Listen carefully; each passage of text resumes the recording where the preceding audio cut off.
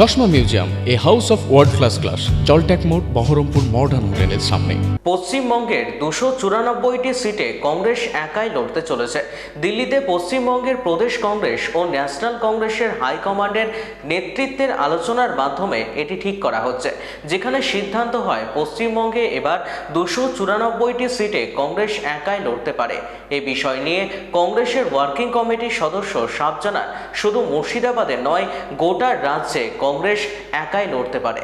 একটা জেলার তরফ থেকে সাধারণত যে গিয়ে থাকে। আমি যখন পশ্চিমবঙ্গ প্রদেশ কংগ্রেস সভাপতি ছিলাম তখন কি করেছিলাম সবাই জানেন। 2016 সালে আমরা সিপিএম সঙ্গে জোট, আমি এবং সূর্যকান্ত বাবুরা আমরা মিলেমিশে করেছিলাম। প্রদীপ ভট্টাচার্যকে, আব্দুল মান্নানকে আমরা মিডিয়েটর করে পাঠিয়েছিলাম এবং বলতে নাই যে 2016 সালে আমরা বিরোধী দলের তকমা পেয়েছিলাম।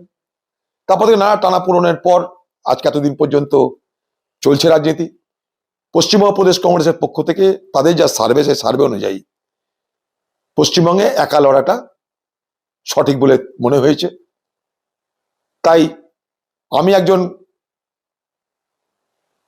কংগ্রেস পার্টির কর্মী হিসাবে আমার উপরের নেতৃত্ব যা মনে করে আমি সেটাই পালন করে থাকি। এটাই আমার ধর্ম, এটা স্বভাব।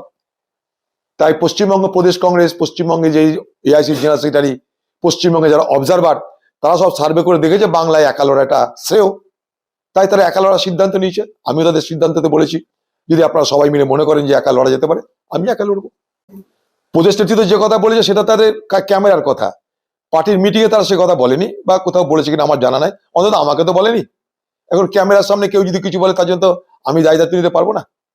আমাকে কোনো অফিসিয়ালি জানানো হয়নি, এটা না পার্টির উপর স্তরের থেকে জানানো হয়েছে, না এমনি মৌখিকভাবে জানানো হয়েছে, না ফোনে জানানো হয়েছে, না মেসেজে জানানো হয়েছে। আমি জানি না, আপনাদের কাছে শুনছি।